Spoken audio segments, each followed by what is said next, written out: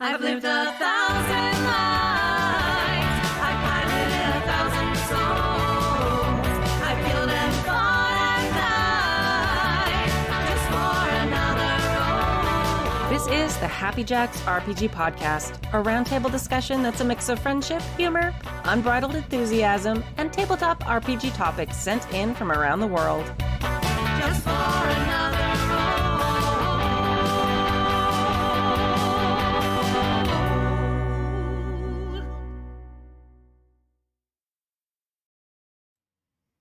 Hello, and welcome to Season 33, Episode 17 of the Happy Jacks RPG podcast. My name is Kimmy. I'm Clara. And I'm Sam. In today's episode, our topic today is micro RPGs at gatherings. Not LARPs, but like conventions and like Wasteland Weekend and like Big Bad Con and like conventions that are not like that have LARPs but not during LARP time. So like role-playing games and like when you just stand social up, things. When you stand up while playing Monopoly. Yeah, like stuff like that. And then we have emails. Eric from New Jersey made some rash GMing choices and needs ideas. And Beard Hair talks about how Play-by-Post has helped with TTRPG burnout. Oh my goodness. If you'd like to contribute a question or topic to the show, you can email us at happyjacksrpg@gmail.com. That's happyjacksrpg@gmail.com. Or you can post in the Discord in the mailbag channel. And you can find that at happyjacks.org/discord. Announcements. We have a Savage Worlds actual play GM'd by Ingy starting this week, April 4th. That's a Thursday. So they'll be doing session 0 this week. A lot of really fun new faces that we met at local conventions and stuff are popping up in that game. Some older faces that you were like, oh, hey, I've heard them for years on your live shows at the con. They were the sober one. Sometimes. Sorry. Clara was drinking, so I wanted to do a spit take right there. Wow, you can't, I wear a mask. You can't make me do a spit take and a mask. But anyway, so you'll enjoy that. I'm very excited about this campaign. It's going to be wild and fun. And then our next game days is May 18th, and you can join in that fun online gaming day at happyjacks.org/discord. There's already a couple games posted. It'll be great. All right. Yeah. Cool. All right. Indie Designer of the Month. Today is literally the last day of March. So we are still talking about Logan Timms. Him is a trans queer designer and the creative force behind Breathing Stories. You can find his stuff on breathingstories.itch.io, tumblr.com/breathing/stories, -stories, not /, and then at ink_and_stories on Twitter. This week, we're going to talk about Whisper the Name of a Fairy. This actually is what inspired our topic this week, too. Oh my goodness. Whisper the Name of a Fairy is a business side TTRPG supplement / micro game. Wait, a business card size? Yes, it's made. These are made to go on business cards. I mean, we're going to talk about this a lot because I'm very fascinated with this particular thing right now. It is system agnostic and welcome any place where fairies are.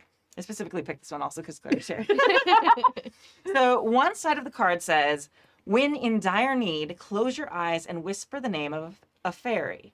And then it has a list of different fairy names that are like kind of very evocative of the different types of fae you might meet. Mm-hmm. Then the other side of the card says, when the fairy arrives, wish from your heart, and your wish is ... And then there's a number of options there, depending on the whims of the fae and the truth of the wish in your heart.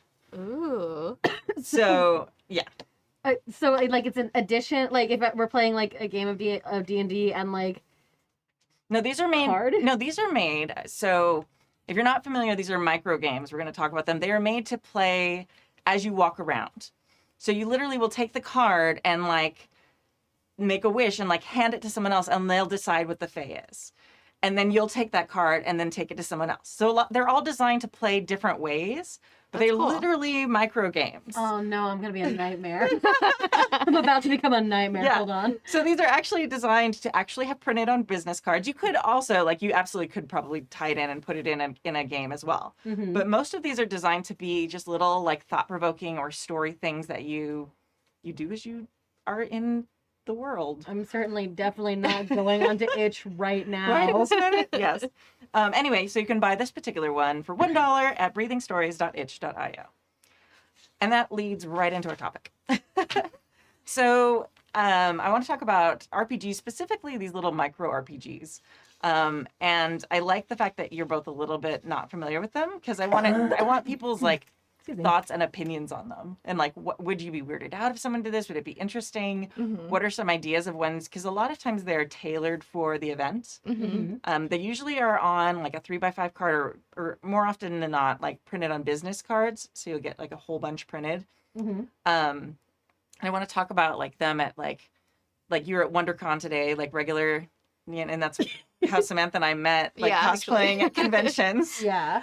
Like Ren fairs, gatherings, not LARPs, although you could very easily incorporate these into LARPs too. Yeah. But places where maybe, and even like RPG conventions, TTRPG conventions, where people are used to role playing when they're sitting at the table, not when they're like walking around Yeah. and at the bar and stuff like that. Feels very LARPy. I'm just like, it's a real LARPy. It's kind of like everyday LARP though. yeah. Which I'm not mad about, but like getting the, it's a micro RPG. We're not just playing pretend. Like, Yeah. get on board. And a lot of times, the ones I've seen, like, they add on. It's sort of like, I don't know, like in the olden days, like there would be like things where you'd have like a book somewhere, and like I don't know if you guys have heard of this, and like people would go find it and add just part of a book, like sign a book. Like we used to have like there was like this abandoned like 2-story. Like geocaching, kind of? I mean, I guess geocaching, they probably do it too. Yeah. But like, there was just like, I lived out in the middle of nowhere where there wasn't a lot to do. So we had this like abandoned town that really was like an Old West thing. They'd locked it up. There was like a jail, but that like was like it had a lock and stuff. You couldn't actually get into the old jail. Okay. But there was like a book that was hidden there. I have no idea when. It was really old. And like people would just go and like write in it. And like people would like write who they had crushes on, or so and so go fuck that. yourself, and like I mean, and people just get high or whatever, and then so it was just very strange, and it was like one of these things that like nobody knew why like a bunch of like asshole teenagers like us were like interested and like wouldn't just burn the thing. Like nobody ever did though. It was just this thing that we all kind of had this shared thing of like kids had been doing it for at least 20 years. Like there was like a lot of it. I'm sure a lot of our parents had like written in it. Like it was just like the strangest thing. That's so That's cool. so though. cool. It feels like a legendary object, like the opposite of Yeah. a cursed object. Yeah. Like Yeah. you have to like respect it and use it for its intended purpose because like Yeah. why would you not? Right. Yeah. It's clearly like a tome of some sort. Yeah. So one of my favorite ones of these is I can't remember the company that did. I should have done research before we started this episode. But there's one that has like a sword on it. And the company's like, or the person who does it like stars as part of it. But like basically you, the card, you are an ancient weapon, like an ancient magical weapon. And it was like, who is the last person to wield you? What do you want from the next person who wields you? Ooh. So it's just like little questions, and you you write it on the back of the card, and then you hand it off to the next person, and they're the person, and it just kind of is like a growing story. Huh. Yeah, and I've seen some too that aren't even like, I guess it's not even a role playing game. I've seen some that are more like just thought provoking, like you and your friend both write wishes on one, and then you tear it in half, and then like whichever one of you gets like the bigger half has to try and help make the other one's wish come true. That's so so cute. cute. It's also wholesome. It is. I mean, I'm sure there's not wholesome ones out there, but all the ones I've seen Yeah. are very interesting and very, I don't know. So I was kind of thinking about like you. I was thinking about you at WonderCon today, Clara, because I was like, "Ugh, I'd love to go to WonderCon again. I need to go to WonderCon again. Like, We'll go next what can I year. cosplay? Yeah. Yeah. So like, I don't know. I was thinking like, and I don't know how people in the real world would react to things like this, but like a cosplay one where you like are building a superhero team. And you just add like your name to it, and then you pass it off to the next person, and you're like, okay, we have a Wonder Woman, and we've got, a Jean Grey, and we've got, and it's like people's like, and then you have, I don't know, maybe. They kind of had this at Big Bad Con too, where like Mhm. if you were new or if you like, they had little missions that you could complete. Yeah. Like, I'm getting on board. I'm seeing what the sorry, Fenris is walking around, and I love him so much. Fluffy Fluffy dog. boy. Just a big fluffy boy. Yeah, no, I've seen it a lot for like team building stuff where, you know, the icebreaker thing, like find someone who, like over the summer, like find someone who left the country over the summer and Yeah. you have to sign it off and stuff. Mhm. I love that shit. Like, I think it's, I've never seen it like in a role play kind of setting, but I also have friends. I have I like the friend group I have is unwelcome at every Denny's. Like, that's just the people I roll with. So like this energy already just kind of comes with my friend group. So I don't know that having more to it is going to make us a more welcome at Denny's. No. It that does make feel sense? a little bit like kind of how my friend group communicates anyway. Yeah, that's part of it. Is like I just don't know that we're gonna get more or less creative. But maybe for people who aren't on the spectrum all at the same time, it might be a useful tool. it honestly it does. So I have a friend who does once a year for midwinter we do a little parlor LARP, and all of our friends are invited, and some of us play. Like if you've ever been to a murder mystery dinner party or Yeah. whatever, some people just aren't gonna buy in as much as you, and that's fine. Yeah. And I feel like something like this does kind of push that more. My friends like our midwinter LARP thing also kind of has this like some people just get little missions because they really need little missions, and some of us go really hard the other direction Yeah. and role play and forget we had a goal. And so like I love the idea of like the hardest part about starting with new role players is always going to be honestly the volume of choice they have rather than just like it happens every time I play with new players. I'm like, what do you want to do? And they're like, I can do anything. And I'm like, yeah. Too many options. Yeah, it's too many options. So like I really do like this like yeah, let's like here's a little wish, figure out if you can feel it. It also reminds me of a game we used to play called Bigger or Better. Where all that, like when I would go to sleepovers, we would all get pennies, or like we would break into teams. We'd like each team would get a penny, and you ran up and down the street, and you had to trade the people in these poor houses. Like, oh man, this is a very strange game now to describe it. You'd knock on doors and you'd be with your friends and you go, I have a penny. And I need to trade it for something bigger or better than a penny.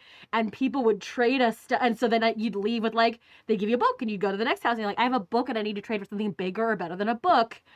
And you would go down the row of houses trading. I'm like, I started that game with a penny and have left with a bike. Like, whoa. And some people just like want to get rid of stuff. Yeah, no, 100%. I have a lot of things. Here's a bookshelf. Yeah. There you go. Please take it. Yes, It really, yeah, exactly. no, it kind of gives that vibe. I would Yeah. super play something like Bigger or Better at a con and be like, I need something bigger or better. Yeah. It would be weird. Yeah, I'm super fascinated by like the group story element of it. Like especially I think that's why the one about the sword really speaks to me. And I'd be very interested of like and I guess this is the beauty and the art of it of like you never know what the next part of the story is going to be. Yeah. But part of me wants to know the next part of the story. So like how could you do this? Maybe it's like I don't know. If you're at a con, like you couldn't like be like log in and add your thing, but like maybe it's a hashtag you use or something. I don't know. Like where I would be super fascinated to know, okay, I said this about my time as the sword. I wonder what the next person says. Or like, and then like you can just like add yours to the story somehow. Yeah. Or maybe it is like you write it on the back of the card and then at the end you leave the card somewhere else so the person who started it can find it. Or I don't know. Like I sort of want to like tweak it. Like Happy Jacks and like Foxy Boggers, Mary Wives, we used to have coasters that we'd give out, like beer coasters. We're doing it again. I know we always do it, but I like part of me like I don't know. Maybe we should make like a Happy Jacks like mini RPG and like have it something to do with coasters or something. Honestly, that'd be cute. And I then, want to get bar napkins. 'cause Yeah, That's the, there you like, go, something like that, and like leave it around the con, and then have people just like take pictures of whatever they wrote and like upload it somewhere or share it. I don't know. Yeah. I was. They could just yeah. tag Happy Jacks in it. And Yeah, then you could there you go. kind That's of true. collate them. My friend did this fun thing. There's a lot of this kind of at Wasteland and Neotropolis. Like, Yeah, I was little- gonna say. you can get missions from like so many of the different factions and like everything from like small little tiny like mini games to like you can become the Pope of Wow. How of many the popes are there? restorationists. I think there's only the one Pope at Okay. Wasteland right now. But there could be multiple popes. I mean, if somebody else made their own cult that had a Pope, then yes. Pope high, if you will. But my friend, he got this little like disposable camera, like the old school kind, Oh yeah. the point and shoots, Mhm.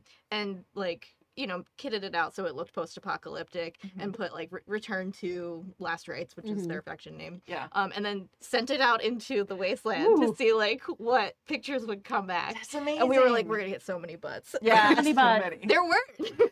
Really? No, people like legitimately like took cute photos and like Oh. it like made it like around a lot, and it didn't come back to him at the event, but he posted online after and was like, hey, if anybody found this or who it ended up with, we'd really like to get it back, and they sent it back to him. It was really cool. That's That's amazing. really cool. Yeah. Maybe I'll do that at Fair. I'll just get like 5 Yeah. cameras and send them out. Because yeah, no, I know Wasteland. I know Neo. I have friends who have a thing for Neotropolis, and like they send out little missions. Mhm. I think that's all super. Like, One of my favorite ones from last year at Neo was there was this package delivery company. yeah. Yes. Oh my god, I love their quest was so good. They're so I cute. didn't end up finishing it, but because it was rather involved. Mhm. But you could deliver packages, and the underlying thing was like eventually you could get spoilers indoctrinated into their brain slug cult. Nice. They would install a brain slug for you, Mhm. but they had like this kind of like head massager thing, and they would like put it on your head. They're like, this is your induction, so you can become a package delivery person. And they put this thing on your head, and they talk to you very soothingly about like, what is your last good memory? Oh yes, we remember that too, because they're like a collective consciousness of That's slugs. amazing. It was hilarious. Uh-huh. They're so fun. It was so good. Yeah. So wait a minute. yeah. Just pausing for just a second. Those people who are not like deeply entrenched in the cosplay, costuming, beings that are in Southern California, because there's a lot of different like circles that cross in Venn diagrams fashion. What is Neotropolis and what is Wasteland geez. Weekend? So, having been going to Wasteland Weekend for over a decade, Yes. because it's always on my birthday. Wasteland Weekend, it used to be a weekend, now it's like a week. Yeah. But it is a post-apocalyptic festival in the desert. It's not a music festival, there is music, and it's not a LARP. You can do quests and stuff, but it's just everybody goes and pretends it's the fake apocalypse in the desert. And it's real dumb, and it's really fun. Yeah, there's like a whole Mad Max like car show thing. Oh, yeah. There's so much. It's basically like Film quality cars. Yeah. amazing, like really good. People go nuts, yeah. It's an immersive experience. It is an immersive experience. Is the terminology they're trying to use Yeah. now. And And so it- 2 years ago, the same people that put that on started a cyberpunk event called Neotropolis, Mhm. which is kind of along the same lines, but everything is obviously themed futuristically. Mhm. So it's nice for costume making because you don't have to make everything grungy and disgusting looking. It can be new And Yeah. glow. and glow and shiny. Yeah. As soon as someone does Wasteland, but it's fairies, I'm in. Like that. Like I already do the SCA. Like that's the push I need. I is- I feel like that's Ren Fair now. Yeah, but like Ren Fair still has like maybe you'd have to tell it to me describe it because I don't do Wasteland. My partner is also a decade like been doing it for a decade. But like Ren Fair has like the mall kind of aspect to it. Like it is very Yeah. it's very curated, and what I want is Wasteland, but I don't have to be in the desert. Yes. I am not naturally a desert dwelling person, but I couldn't tell with the red hair. Weird. I mostly come out at night. Yeah. I feel like that's the whole vibe of Wasteland Weekend. Yeah. I spend most of the day going, why am I here? This is awful. And then at nighttime, I'm like, oh, I love it here. This is the best. I never want to leave. Amazing. All right. Anyway, so that was my little like it's interesting to hear about the quests. Like I hadn't thought about Yeah. that, having not gone myself. Yeah, and- there's a whole bounty hunting system where you can sign up to like if you want to hunt other people, you actually also have to submit yourself as a bounty. And then so like people are like they can just choose your bounty and like come after you, and you'll end up in the jail. It's great. I want to like set up that whole like thing as like a business Yeah. card like RPG at a con somewhere. They do it at Bicoline too, which Yeah. is the LARP in Canada, Uh-huh. where you have a bounty board, and yeah, that's the same thing. Is like you can Interesting. be a bounty. Some people like get really into it too. My friend TJ won like a replica sniper rifle from this guy whose bounty he like wanted his bounty to be super super difficult. Mhm. Ah. And he was like, anybody that actually manages to catch me can have this. What? Why did he? How did he make it? I have to know how he made it difficult now. Like, I mean, he sounds like he's probably a prepper. yeah. I don't because I don't do the bounties. I don't 100% remember how they work. Mhm. But it's basically like, you have to just like find the person, and then I think you rock paper scissors to see who wins. I yeah. have heard about this. Yes. Okay. Yeah, Wild. that tracks. That tracks. But yeah, no, I think that it would be fun, especially for everyone who is gamers. Mhm. Like little missions to make boring things more interesting. Very fun all the time. Yeah, Mhm. that's awesome. All right. That's a fun little topic. Yeah. Yeah. And yeah, if you want to go look for all these amazing micro games, go on itch because wow, there's so many cool ones. I'm so excited. Yeah. The next inebriated itch session. Yes. Oh yeah. All little business card games. Yes. Yeah. All right. Mailbag number 1. Who would like to read this? Because I've been talking a I lot. can do that. Okay. Yay. All hail Kimmy and the 1D3 other hosts of Happy Jacks. That's us. I like it. I write with a sense of urgency here because I made some rather rash decisions GMing my D6 Star Wars campaign. The smuggler crew of PCs are on the planet Yelsane, I probably pronounced that wrong, which is another of those planets where the life on the ground is so dangerous the people live in the trees. Sounds nice. Yeah. Except instead of Wookiees, it's anarchists. Yeah. Yay.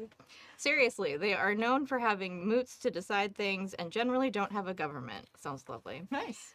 Well, they also have a rebel presence there. The PCs delivered both heavy weapons to a contact, and they also delivered a band which they now realize that this particular band is banned by the Empire.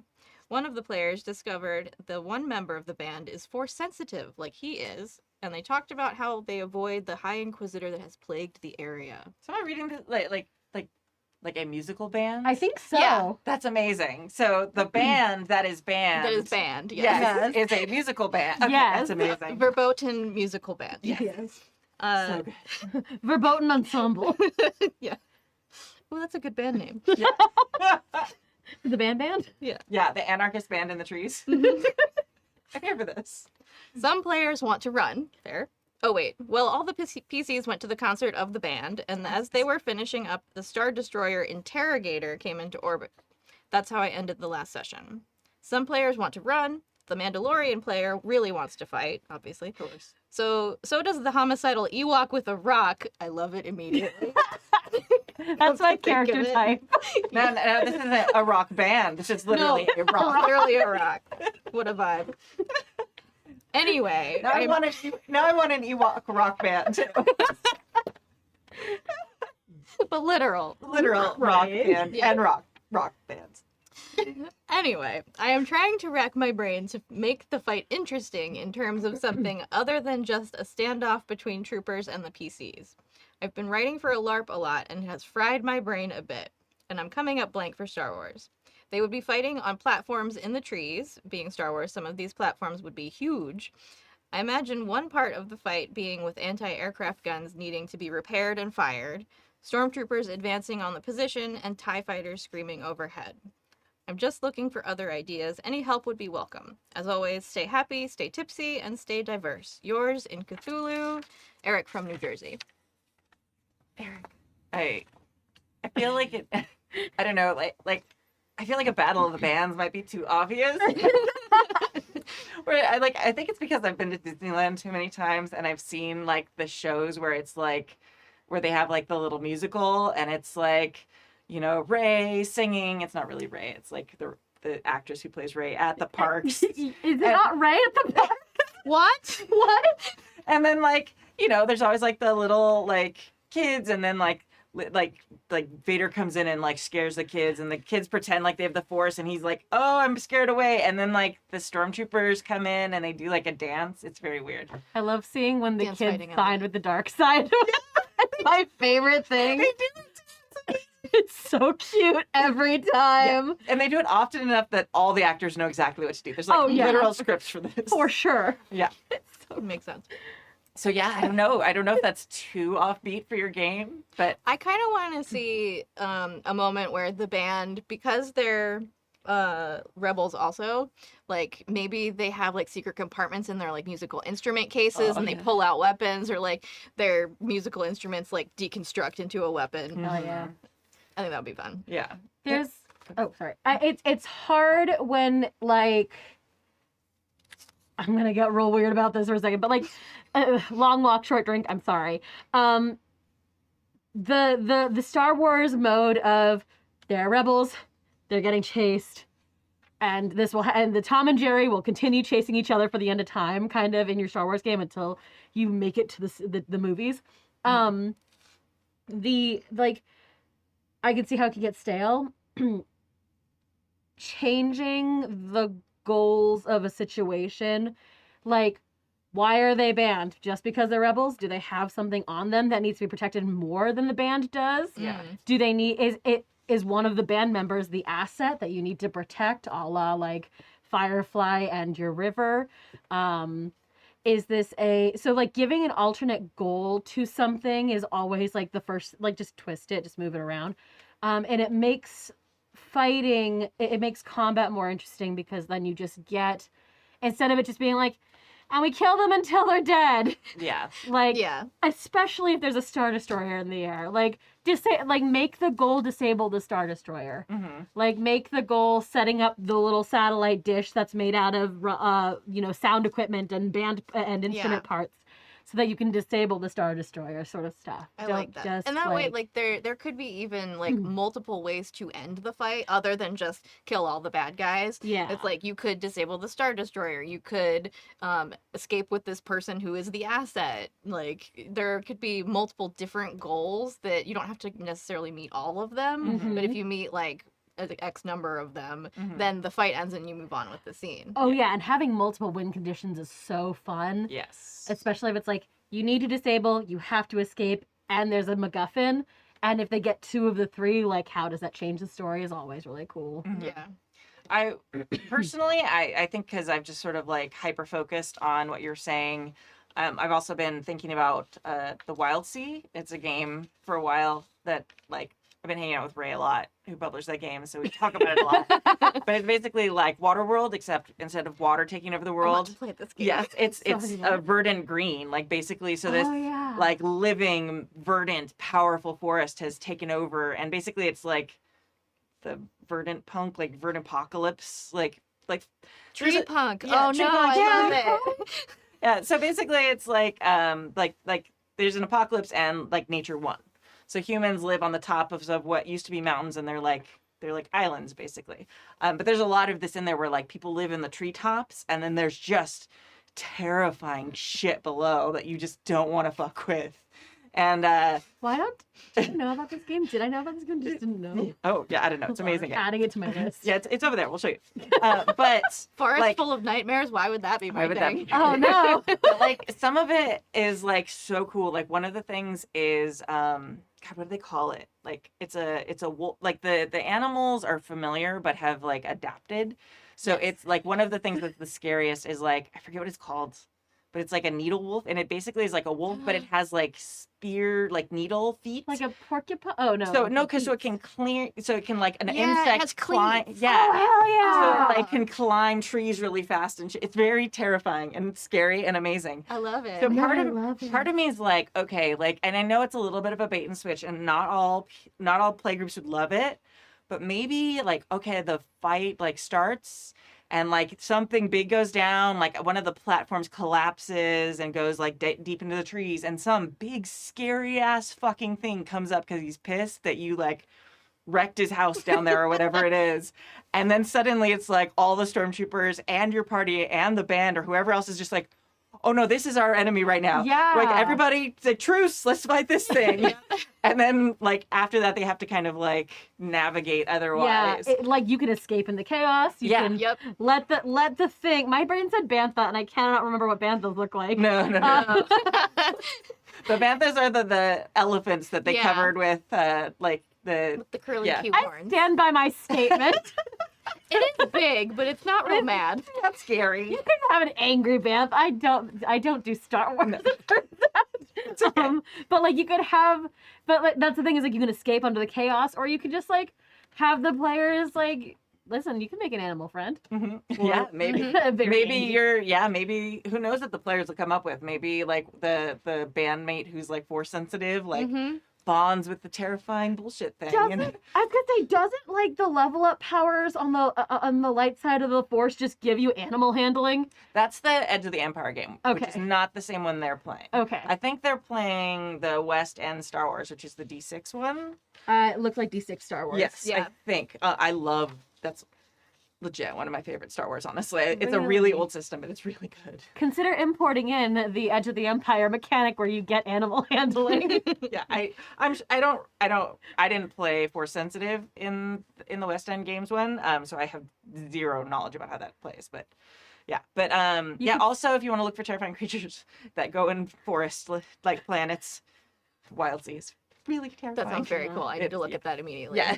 Yeah, yeah. I was also gonna say, just in general, like having variety in the like antagonists, because it's you don't just have like stormtroopers Mhm. and the star destroyers at your disposal. Like, because I'm thinking about like the maps where you play in Battlefront, where you're on the forest planets. Mhm. You have the AT-ATs, you have stormtroopers, you have different types of troopers. Mhm. You have the little intel robots that come in, and like kind of how your strategy has to change is based on which of those is kind of like spawning in your area. Yeah. So there's a lot of different like Empire bad guys that you can use to kind of like keep it fresh, so you're not just like killing wave after wave of stormtroopers that can't hit anything. Yeah. Yeah. It's also an interesting like that kind of also as you're looking at other baddies, like maybe think of like tying in backstory from the players. Like Mhm. maybe like the commander of whatever troop it is ends up being someone's friend from when they were kids or something like that. So suddenly it's like you've got this moral conundrum, and maybe there's an opening for them to like turn this leader to pretend like they never found them, or there's a lot of role play opportunities there that can be a lot of fun to play with. Yeah, And that's a good also, point. even if they can't do it, even if it's like, okay, we're gonna shoot, and he's like, oh, have this big like nemesis somewhere in the Empire who maybe still loves you, or who knows, like maybe they hate you even more now because So I love that drama too. That's always fun to weave in there. Yeah. And again, like even if it ends up being stormtroopers, there's a little bit more interest and emotion and relevance to it than just Yeah. Oh yeah. And also using the environment itself as an enemy. I think that's one of the more interesting things that I've noticed in Baldur's Gate as I've been playing is like sometimes you go into that turn-based mode and it's like the environment has a turn and I'm like, oh no, what's it gonna do? Yeah. So it's like you're in the treetops. Like, what effect is the firefight having on the forest around you? Then, like, if there's burning trees, that can become an antagonist for the fight. Like, because you have falling timber and flames. Oh yeah. That's really cool. So yeah, use the environment as a bad guy. Yeah. Before you finished with like the environment has a turn, my brain was like, they're on platforms, just start pushing people off. Yeah. Honestly, yeet. Foolproof every time. See, I went full Ent. I was like, oh god, And the then trees are wake alive. up. I mean, okay. They said moot, and I'm blaming the And Ent moot. moot. Yes, that's the thing. I've been thinking Ent ever since the word moot appeared in the email. Hell yeah. That would be amazing. Listen, if it's not a planet, listen, they can't know everything about the Star Wars universe. Make something up that's good. I feel like it's very Star Wars canon for like something giant to randomly try to eat you, though. There's always on a bigger planet. fish. There's always something big that's gonna be like, Just me. Hopefully these wild ideas have been helpful. we throw out a lot. Yeah. Hopefully one thing. We've really enjoyed it. I really so- hope your players don't also listen to the podcast. I mean, maybe. Yeah, well then they just can be. Then don't do anything weird. Mm-hmm. And if they listen to it, don't do anything weird, and they'll just be paranoid the whole time. Oh, that's not terrible. That's a dick. like suddenly, like they think that okay, they're gonna come down, they're gonna attack, and then suddenly, like, nope, nothing. It just flies off. The interrogator's just like pauses for a little bit and is like, oh, and then fucks off, and they're just like, what was that? Like, It's almost worse. yeah. Who did they leave on the planet? Who's after us now? Like, Ah, yes, the Yeah. old GM trick of rolling a die for no reason behind the screen. basically, yeah. I mean, you have to come up with a good reason. Like, maybe, yeah. maybe the Inquisitor's like, hey, I can take care of this. Fuck off. Or maybe another Inquisitor got dropped, and now there's 2 or 3 of them like on the planet, Yikes. and it's just like, oh no, we'd rather have the Star Destroyer, please. Can we have the Star Destroyer back? We don't want a bunch of no, thank you, no Inquisitors. Please. So I love that. yeah. Oh, see, now I want to go watch Clone Wars again. Right now, or Rebels. We're so we have one more email. Oh, yeah. We're plowing through these actually. Pretty good. Okay. Oh, All right. Does that mean I have to do it? Yeah. You have to read. Damn it! I avoid them so often. Also, I have to say I've never been so tickled more than I have by 1D3. Yeah, that was That very was good. delightful. Okay. Hello again, Happy Jacks. A quick-ish mini rant about how great play-by-post PvP has been for my feelings about TTRPG burnout. A quick bit of background. This is stuff I wasn't aware of until I started digging into what it was, or could be, meant by PvP. I say PBTA so often. Yeah, This just is- wants to, yeah. This is gonna kill me. The PvP I've been playing is asynchronous via web forums with one oh my goodness, with one forum per game. Players posting to the forum to describe their PC's actions and words. A commonly requested posting frequency is 1 post per player per day. Games are typically much slower than synchronous games, example in person or online via voice or video. The games I played have all been hosted at gamersplaying.com, a site dedicated to PvP TTRPGs. How dare you?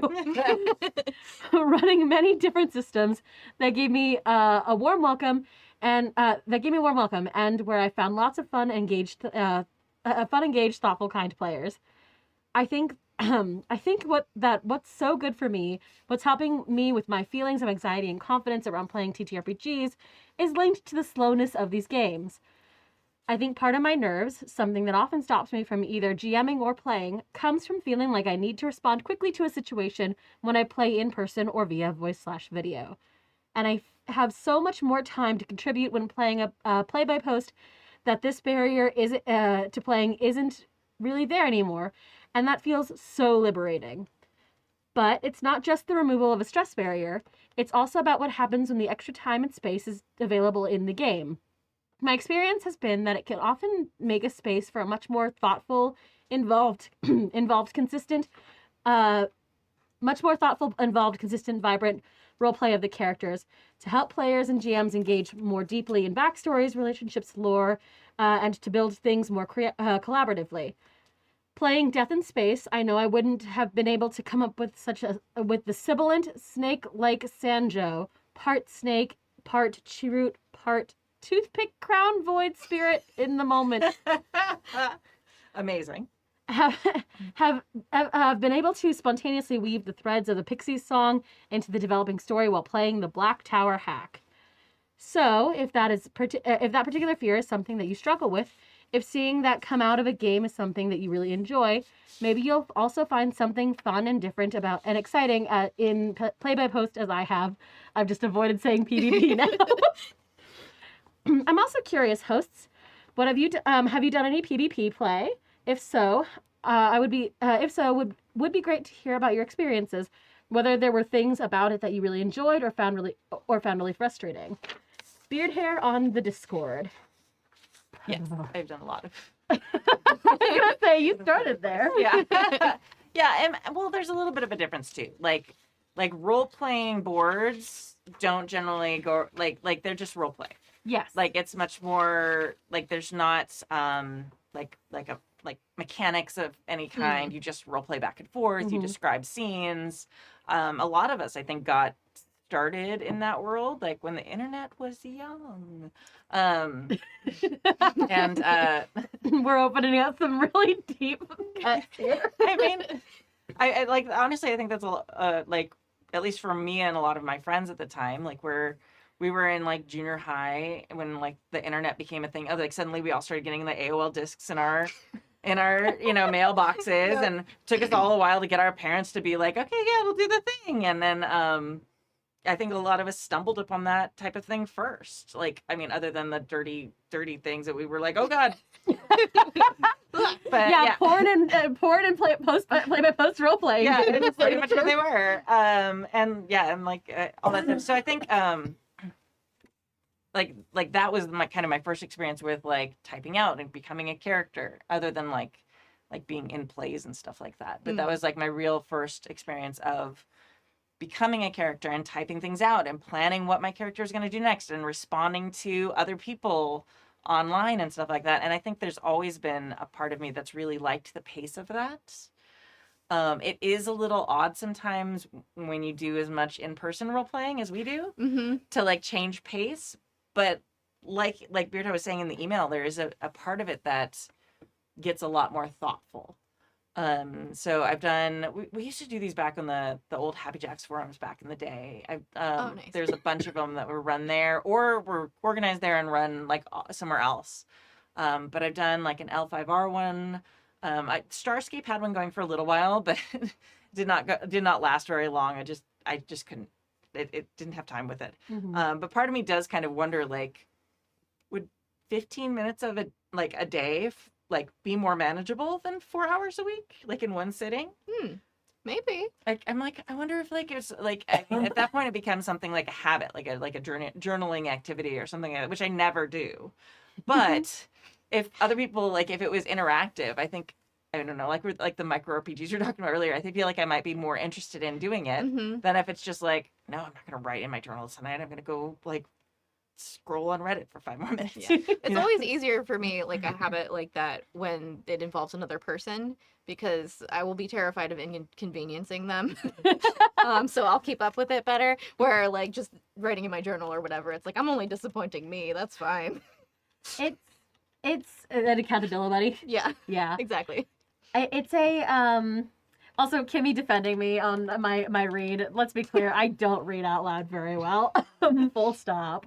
I listen, I also came from the Go Gaia online world of post RPG like forum role playing.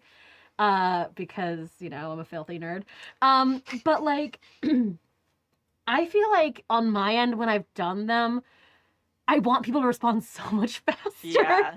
So I have the opposite problem where everyone's like, oh, it's great, we get to go to leisurely pace. I'm like, no, get with the story. I want to go, I want more. Yeah. So I find the pace actually very frustrating. I can see that. But like, because I want to do, I will always want to do more of the thing I'm enjoying doing. So like, I do love the collaborative, slow storytelling that comes from a forum-based kind of thing. I have had friends with whom will do role-playing sessions through Discord, which is super easy, or like letter writing stories. If you're not going to go full like play by post with a GM, letter writing games are really good for that. Yeah. It's not Dominion. There was a tabletop game that was like Risk that was being played. It was basically World War I, and everyone picks a country, and you just play the country. Yeah. Oh, okay. And we started playing it at the beginning of the pandemic, and it was just all of us as countries emailing each other to play this game. And it was savage for a while. But anyway, the point being that like I understand that satisfying collaborative narrative thing that comes, that you really can only do well, I feel like, if you're writing, or that rather you have the chance to do more care. It's a little slow for me, but I do like it. Yeah, I think that's kind of where I would fall on it too. I actually haven't done any of that. I did not do any online role playing in my young days because that involved talking to other humans, even if they were on the internet, and I didn't like that. Still don't very much. I like you guys. But I think the pace would probably be a little bit frustrating for me, especially after playing so many in-person games. Yeah. But I do really appreciate the like having time to think aspect of it, because I think that's like the stress aspect of it. Like for a lot of TTRPG players, a lot of us are neurodivergent and have anxiety. So being put on the spot to like come up with something, it's like sometimes when you ask me a question like, you know, what bands do you like? I've literally never heard of a band. I can't think of any at all right now. It has fled from my mind. But like when you have it like written in front of you and you have time to like think and respond, it's like, oh, okay, now I can like use all of this knowledge that I sometimes don't have access to in the moment. Yeah. Yeah. The way I've worked best with it, and in the past, and we actually did this when I was online role playing too, is a lot of times back in the days when I was role playing an elf on an MMO. Like we'd have our big role-playing events that we did. And then people would go to our forum and have like quieter one-on-one role-playing moments. Nice. So, and I've seen that work with Play by Post too, where you actually are playing an in-person game and then you go, instead of doing like, you know, having everyone sit there through like a conversation that maybe doesn't need a GM or maybe needs the GM for just a minute. Because those things are really interesting for like actual plays. They're not always interesting if like, okay, we have one day a month where we all get to role play together. I don't want to spend 45 minutes with the two of you discussing your relationship. As interesting as that would be, you know, it's going to be 4 more weeks till we can play again. Yeah, let's get to the meat of it. And I've seen kind of a combo play by post for quieter moments or off screen moments or in between, you know, moments work really well. At partnered with in-person play too, which that's is really fun. That's cool. Yeah. Yeah, we do that. God, take a drink. At my LARP, my main LARP, we do that. So there is an online forum, an online Discord where you can interact and kind of post there. And then we have our game once every other month or so. So you have this like push and pull of like, if you're really that chronically online, you can do the full forum stuff. And have those and continue having those moments as if you're, you know, as if these characters live between every month. And like the pipe dream is sort of the same thing. Like I would love to be able to have a Discord hub where my character, all the characters can have those little interactions. It does fuck with time. Yeah. Like if you only meet once a month, but you're able to exist in between that time, then is it like if you stop, you can't stop at a cliffhanger. Yeah. But it is nice to be able to have these like side, because like you can kind of fill out stuff that wouldn't necessarily be interesting on screen or good for your like timing, like you said, because then everyone doesn't feel like the need to be pushing those story elements. Also, it's written down, and then the GM can look at it because it's written down, and suddenly they have to answer for that. Yes, exactly. Yeah, a good GM will weave all that in. Absolutely. And we've done it like even like not actually play by post, but like just writing stories. We did this for Gene X, the game Jib ran. Like we all just went off in the Happy Jacks forum. I think it was like the last days of the Happy Jacks forum, but like we just went off, like Abria and me and all of us like writing bits between our characters, and they weren't even play by post. It was literally like just us writing like what happened, like having our fanfic moments of ourselves. Like it was really interesting. Like Mike and I, like our characters were like in love, so but like we wrote, but it was like push pull because we'd had a really bad breakup in the past. So we wrote like we never really like talked about it, like what really happened. We just like kept hinting at it. So then we wrote this back and forth thing where we wrote like the breakup, and it ended up being terrible. Oh it was no, the worst. Like because it was like we had powers. It was basically like the X-Men. Yeah. And like his family was like basically it was basically mutant haters, and like I came to dinner and they like figured it out, and like even though he had powers, they were like accepting of that, and it was just like this thing where I felt like rejected, and like it was just like the most awful breakup ever. And like just these two young people who were so in love who just like hated each other, and then like came back years later, and then like oh man, and then a breeze. It was just like so messy and amazing. And none of it was like organized play by post. There were no mechanics in it. We literally just like made this shit up. But it was very like harkening back to my olden days of like role playing online. But it really added like a lot at the table. Yeah. Like suddenly we had this shared understanding, and you could almost watch the AP and realize when suddenly we knew exactly what happened. Mm-hmm. And this, oh, wow, I can't believe it. Like we'd kind of vaguely refer to it, and then suddenly it was like dinner that night, and it was just That like, thing that oh, happened. yeah, Yeah. yeah. Yeah. And it was like, oh, so I don't know, it can add like a whole layer. We always joke about the person who writes that 3-page backstory Yeah. that nobody Yeah. ever reads.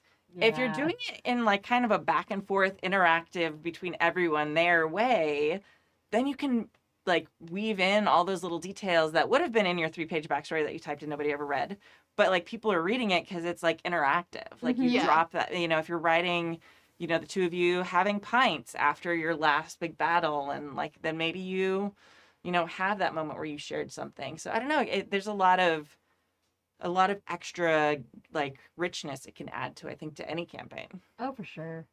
I also, I think Good Society has the epistolary period, and that also kind of gives that vibe of like between sessions, you can write to people, and so it's not quite your like play by post vibe, although it could be, but like being able to send letters to people is so powerful, and like especially if you're in a setting where you're on a long journey, because it's weird that you left home and never write to your parents. Like, I guess if everyone's parents are gone, then that's fine. But like, as so many TTRPG characters are, but like, yeah, I love that. That's interesting. I wonder why more RPGs don't have that as like a mechanic.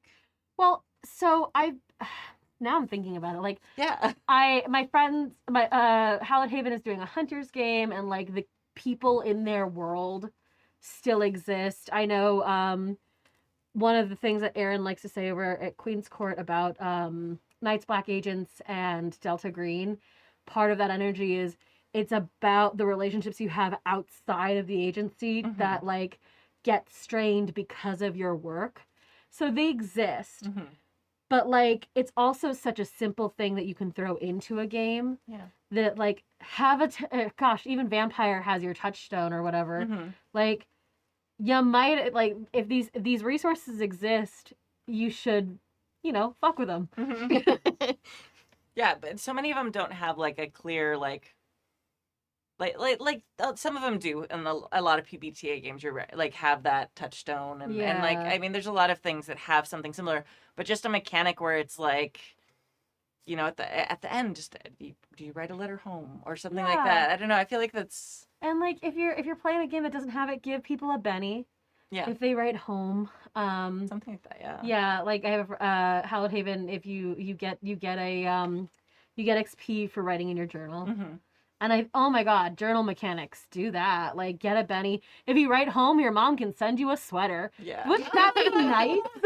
I'm such a Like- hypocrite. Like now, if like for something like that, yes. If it was just like a journaling thing, I'd be like, no. It would be hard for me. I've tried to do it before. It's always hard.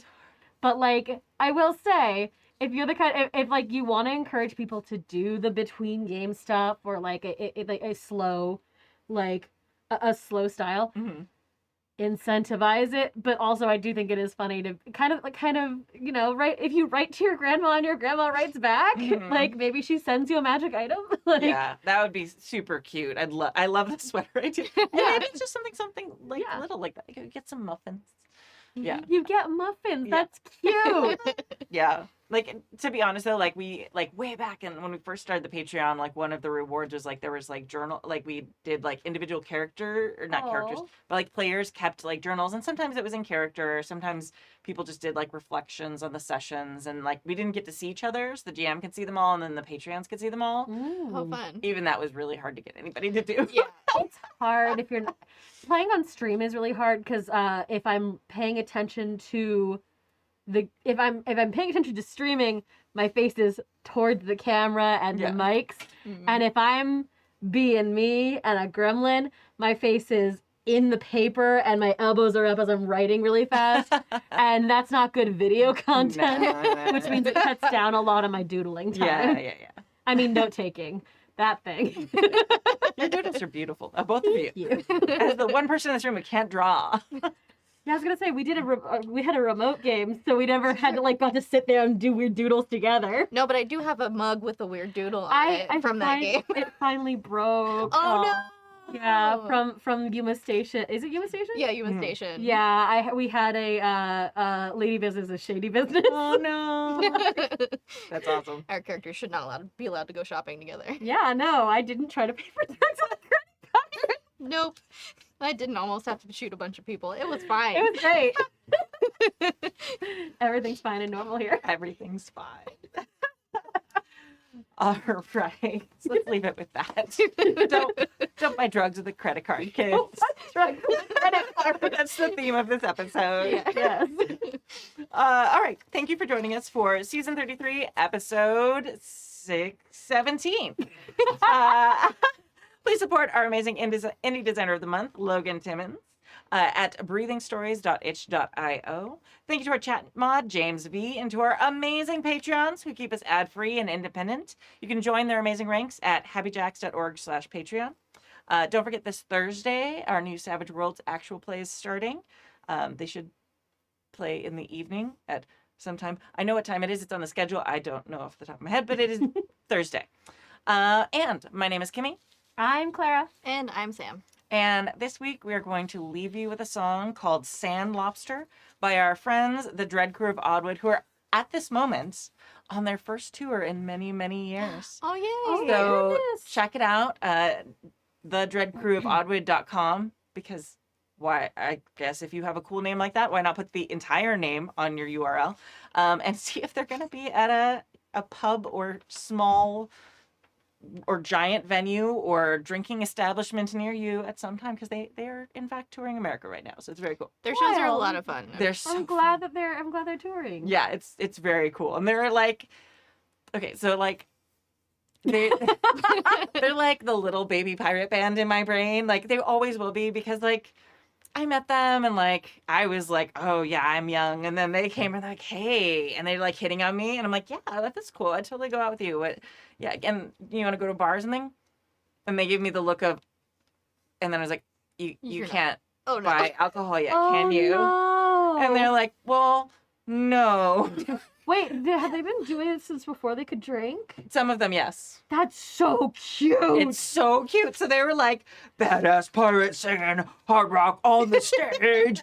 I can't buy you alcohol if we go out tonight. I'm like, yes, thank you. We just shut this down. Bless. You're so sweet. I will clap at your shows. You're really, really beautiful to look at, and you will not be anywhere dating me. No, thank you. So now they're wizened and older. Okay, and at least one of them has a kid. Yep. yeah, they are now. That's been way over a decade since Yes, then. yes. But in my brain, they are still, and now it's just like, funny to see them posting like on their Facebooks, like, oh my God, I'm so fucking tired after the show tonight. My body's tired. I'm like, oh, They're like, yes, Aw. it's happened. time has caught up with you, my friends. Anyway, but they still do Man. amazing shows. They are amazing musicians. Check them out. And yeah, this is Sand Lobster by the Dread Crew of Oddwood. We'll see you next week. Bye. Bye.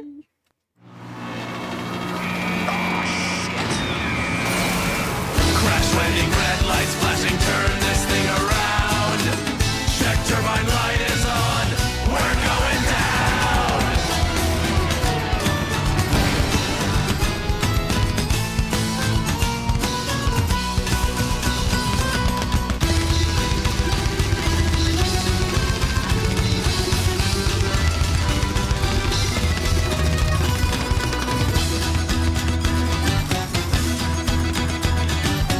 Whilst flying from coast to coast, over deserts and arid skies, we met a new breed of armored beast, and we barely escaped with our lives. It looked like a lobster, but it lived in the sand, with a stinger on its tail, and giant claws for hands. It had 8 juicy legs, and a shitload of eyes. It had only one goal, to send us to our demise.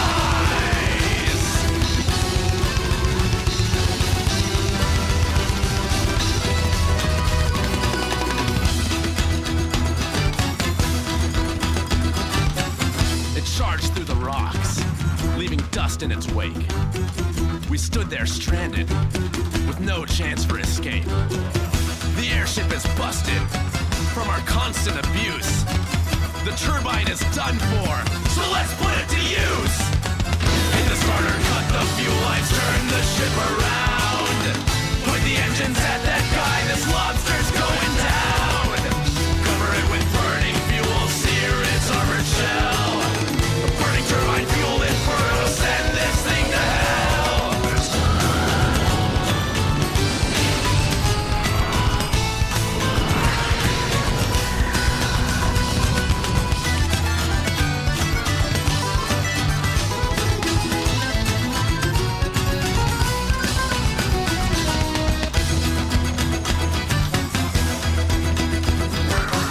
The lobster was cooked.